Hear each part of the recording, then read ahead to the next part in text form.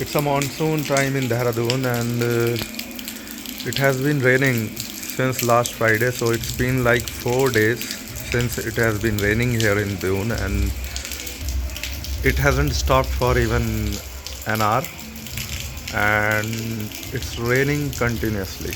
You can see the paddy fields are all filled with water, and everybody is inside their home. The weather is superb here in Dehradun, and the hills are not visible because the clouds are all there. So this is a normal day in Dehradun.